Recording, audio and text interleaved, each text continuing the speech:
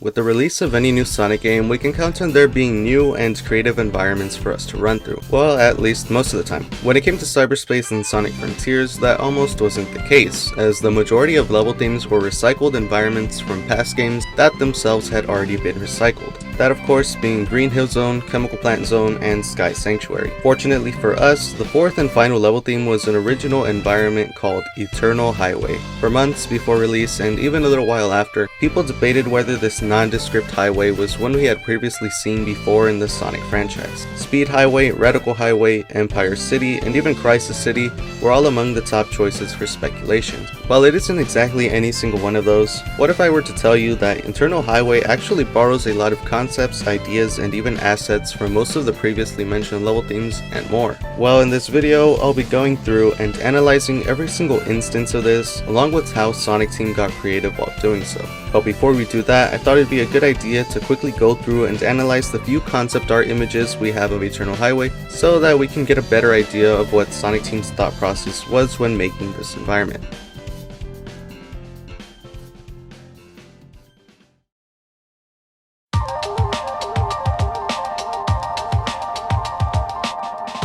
For the first two of the concept art images, here we have one that seems to be very early in development, as it looks very different from what we got in the final release. This image looks like it was made to give the team a very general idea of what they wanted to achieve with the Eternal Highway level theme, as there seems to be no real level layout or gameplay mechanics. They're simply various roads, ultimately leading to nowhere.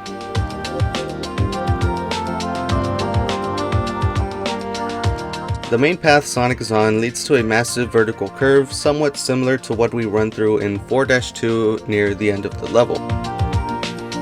These roads to the left look to almost act as walls and are very similar to ones we see in game. Meanwhile, this other road off to the right seems to lead to a loop off in the distance, while those surrounding it simply break off into little bits and pieces. Something very interesting about this piece is Sonic himself. If you look closely, you can notice that's not actually Frontier Sonic, but Unleashed Sonic, as his quills are much bigger and more spread out. As much as I wish it were true, I doubt this means we were ever going to originally get the Unleashed model in-game, as other pieces of concept art go as far as using the Sonic 06 model, but it is an interesting detail nonetheless. Looking at some of the objects around Sonic, we can notice a lamppost that looks basically the exact same as the one in-game, except it's missing another layer towards the top. Looking to the left, we can see a traffic light pole that actually has a slightly more complex design compared to what we got in the final release, where the lights are lined up properly and have basic circular cutouts, instead of what appear to be squares. In front of Sonic are the signboards we often see in Eternal Highway, only here they appear to have radically different designs and positions. It's also interesting how in this concept art there are two of the signboards lined up next to each other, which is something that never happens in game, despite certain roads being wide enough to fit two of them. One final detail from this piece of concept art is the fact that there are no cars present at all. There's a slight possibility that they hadn't planned on having them part of the level theme just yet, but I think that's highly unlikely, as a highway without vehicles just doesn't make sense.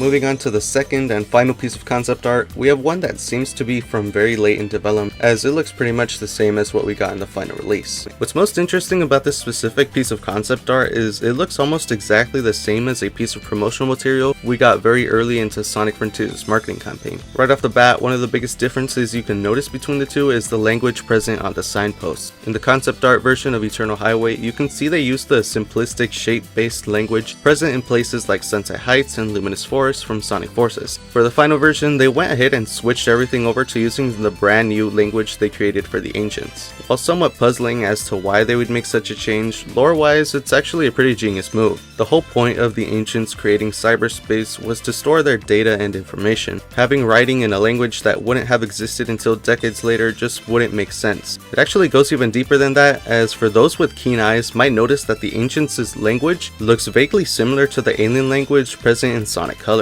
Looking at them side by side, the similarities are extremely obvious with how both use abstract shapes, and considering the Ancients are originally from outer space, it only makes sense that they look similar, much like languages do on Earth. Taking a look at Sonic, we can see he's emanating a faint cyber-like effect as he runs. It's a shame this wasn't in the final release, as I think it looks pretty cool and adds to that techie aesthetic they were going for with cyberspace. Something that was present in the final game were cars parked all throughout the main path Sonic ran on. For some reason in the concept art, they're relegated to only being present on unreachable roads off into the distance. In the final release, the cars are placed on roads with Sonic and streaks of light take their place. If I were to guess as to why this was, it would most likely have something to do with the horrendous pop-in present all throughout Sonic Frontiers. As the cars were quite far away, they must have been really prone to popping in and out, which must have looked pretty ugly. To remedy this, they removed them from the background, but instead of flat out getting rid of them, they decided to have them closer to Sonic last minute. This theory would also explain why they offer almost no gameplay value, as they were originally just meant to be stage decorations. And with this, we've covered both concept art pieces we've gotten as of the release of this video. It's a shame we haven't gotten much concept art for this level theme or cyberspace in general, as it's always very interesting to go through and compare what could have been to what we got.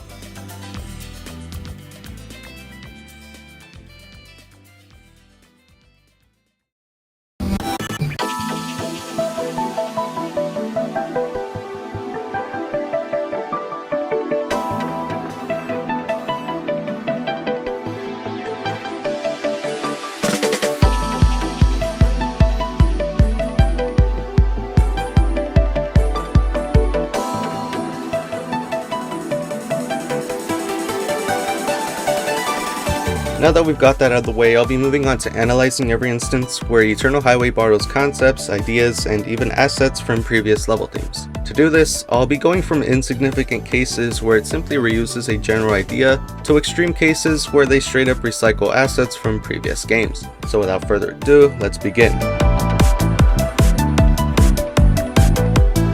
So first off, we have the traffic cones and barricades. These two stage decorations were some of the first assets I thought Sonic Team had reused, as I distinctly remember them being present in Sunset Heights from Sonic Forces. Well, after further inspection, they actually turned out to be completely brand new assets for Eternal Highway. The traffic cones in Frontiers are slightly thinner and have a layer of black at the base, which those in Forces do not. The barricades in Frontiers have 3 rows of the orange and white pattern, along with being made out of wood and metal instead of a fully plastic body like those in Forces. Even looking to older games with traffic cones and barricades like Sonic Unleashed or Generations, while closer in some regards, they're still different enough to be distinct. Small side note, there are also traffic posts in Eternal Highway, but for some reason they're only ever used in very specific areas of 4-9. Kind of weird how they went through the effort of adding them to the game only to barely use them. They could have been used to decorate the long stretches of roads in levels like 4-2. Next up are the black box traffic lights. While they have been present in past stages like Empire City and Crisis City, those present in Eternal Highway are clearly their own thing, as they have 2 brand new signs attached, and this is the first time they've been on their own pole and not attached to something bigger. For the last of the notable instances, we have the metal skeleton of the signboard seen all throughout Eternal Highway. If you take a look from the back, you may notice that it has a very similar pattern and design to the metal signboard seen in Crisis City. Despite sharing some similarities, they've also got some glaring differences that stop me from believing they're the same thing.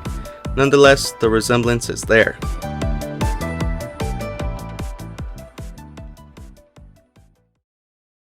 Now I'm just going to quickly mention some things that aren't reused but do remind me of something from an older game in one way or another. These red steel assets really remind me of those from Speed Highway and Generations. These areas that are under construction remind me of certain areas from City Escape and Generations. The ramps also remind me of those in City Escape, but interestingly enough, instead of being closer to the ramps in Generations, they're closer to those in SA2. Despite being lesser in a gameplay sense, I actually prefer their design in Frontiers compared to those in Generations. The design of these platforms is vaguely reminiscent of these platforms from Sunset Heights. I'd say it's mostly because of the similar color usage of blue and gray. And a quick side note, these unbreakable containers in cyberspace are the same as those used in Sonic Forces, only now they have silver edges all around instead of just the corners. This wasn't the first time they were reused, as those in Forces were just recycled from Sonic Generations, which themselves were just higher quality, modified versions of those in Sonic Colors. It's pretty neat how the general design of the unbreakable container has stayed the same for over a decade, but they can still make small changes that make them feel new. Finally, I want to mention the cars in Eternal Highway. While these cars are obviously their own thing, seeing as they have far more realistic and modern designs compared to cars in older games, which have more of a fantastical or 2000s look, I thought I'd mention how there are only 4 unique car models, with the majority of them being different color variations of the same 3 cars. This is pretty interesting, and it's something I hadn't noticed until I started working on this video.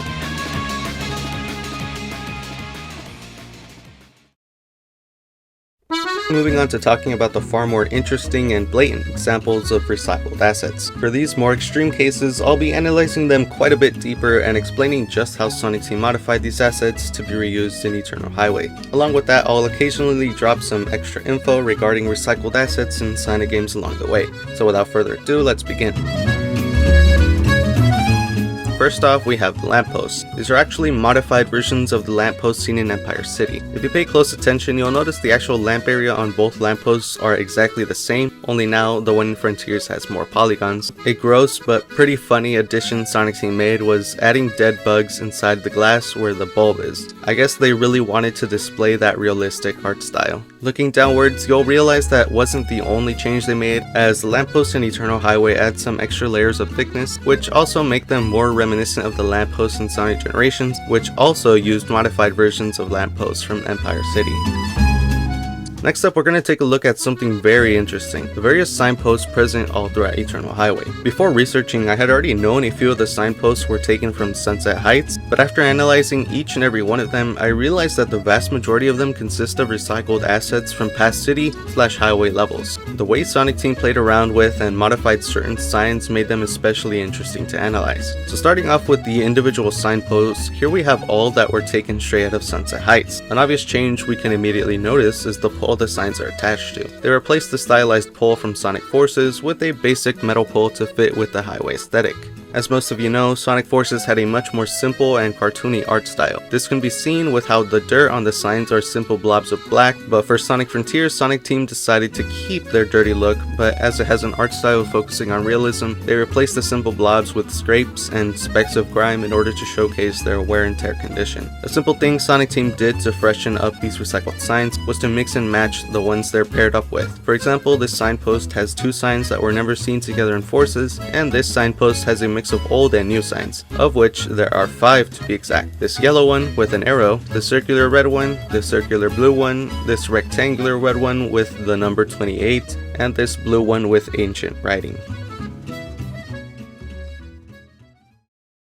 These 2 remaining signs from Sunset Heights are reserved for the massive signboards, which transitions us over to all of these. At first glance, other than those previously mentioned, the majority of these signs seem to be generic signs made specifically for Eternal Highway, but if you look closely, you'll notice almost every sign on this signboard is recycled from older Sonic games. Getting the obvious ones out of the way, you can see this red sign from Sunset Heights is here, but now has ancient cliffs. The same goes for this green sign, also from Sunset Heights. Every previously mentioned sign is also here with the addition of this blue sign that looks like a variation of this other sign. The only other new signs are these 2 that have some ancient writing and an arrow. Before researching this video, I thought that all these green signs were brand new, but it was this sign in particular that made me take a look at every individual sign on this board. If it looks familiar, that's because it's taken straight out of Speed Highway from Sonic Generations. Notice how the arrow pattern is exactly the same, but instead of being red, it's now black. The numbers are still the same, but the spaces that used to have references to different Sonic characters are now all modified to have ancient writing instead of English. This is actually the only sign that was exclusive to Speed Highway that was recycled in Eternal Highway, because in case you didn't know, Sonic Generations actually nearly reused every single one of its signs from Empire City, which I'll be using as reference from now on. Taking a look over at this sign, the shape and teal coloring is the exact same. Same can be said about the arrow, only now the parking wording on top is replaced with ancient glyphs. This next sign has always puzzled me with how out of place this row of numbers looked. Well, that's probably because it's also a modified sign. Notice how the numbers are exactly the same as those on this sign, only now the Chow Garden, West Park, and Rouge Street wording has been replaced with the ancient language.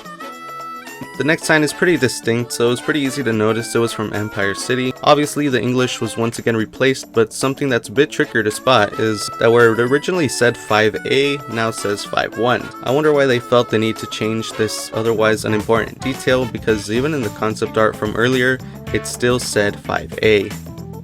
The next two final signs aren't entirely recycled, but they do reuse some assets from Empire City in an admittedly very interesting way. Both of these emblems are taken from this sign in Empire City, and while the numbering is the exact same for most of them, the interstate wording has also been replaced with ancient writing.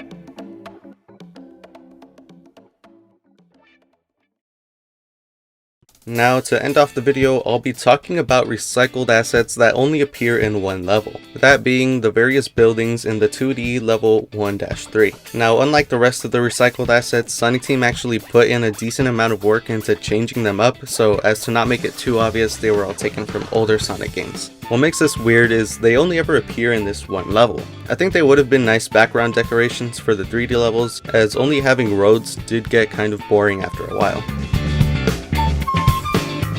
So this first building I want to highlight is the entire reason I realized Eternal Highway reused assets in the first place, and gave me the idea for this video. It's this building that was recycled from Empire City, and the way I first noticed is the statue textures on the side looked very familiar. Well, after doing a little bit of research, my suspicions were confirmed. They both have the statues, but another thing that gave it away was the distinct blue streak going through the middle of the building. Some notable modifications made by Sonic Team were removing any originally present vegetation and using updated brick and window textures made specifically for the buildings in this level. Aside from the new textures obviously being of higher resolution, their designs are actually quite a bit more complex and detailed. The walls now have some slabs that separate different segments, and the windows are now conjoined to be longer along with extra segmenting. These new changes actually make me prefer how it looks in Frontiers than Unleashed, and makes me wish even more that every Eternal Highway level had buildings. This next building is quite interesting. I had initially believed it to be this building, but after further inspection it wasn't quite the same. It's actually a mishmash of different textures and assets. The building itself is new, but the textures were taken from the previously mentioned building. Notice the distinct design choice of certain bricks being a lighter shade of brown compared to the rest. Some changes were the updated window textures and the segments in between windows being different from those in the Empire City building. An interesting way Sonic Team modified some buildings was by borrowing rooftop assets from Speed Highway and adding them to certain buildings in Eternal Highway. You can especially notice them here along with some metal railing. This next building is probably the one with the least amount of effort put into changing it. I'm talking about this light brown building seen off in the distance at the start of the level. By paying attention to these four pillars, you'll quickly recognize it's this building from Empire City. For this one, they simply removed any vegetation and gold coloring that was originally present. They didn't even bother giving it the updated window textures like most of the other buildings, but either way it doesn't really matter as you see it at the very beginning for less than 2 seconds. This building had even less work put into it. Literally all they did was update its textures. Aside from that and the fact they made it difficult to see this part of the building, I have absolutely nothing else to say about it. These next 3 buildings were taken from Speed Highway, only now this one has some added rooftop machines. These 2 were originally from Empire City, but they more closely resembled those in Generations. This one, in the beginning, is actually the building you run on multiple times in the level. Notice the similar design pattern.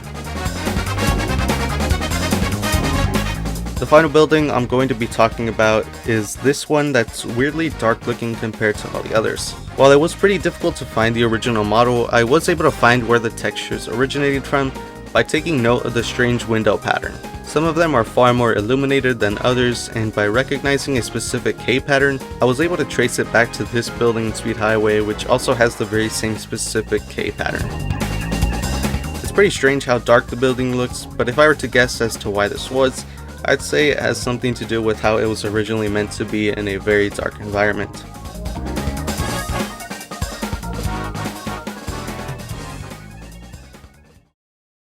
So that was every single instance of Eternal Highway borrowing concepts, ideas, and assets from older city and highway-based level themes. In case you're wondering, there is somewhat of an in-game explanation as to why certain bits and pieces from older Sonic games are present in the form of a side conversation with Sage on Uranus Island. Yo, so did cyberspace actually interact with my brain?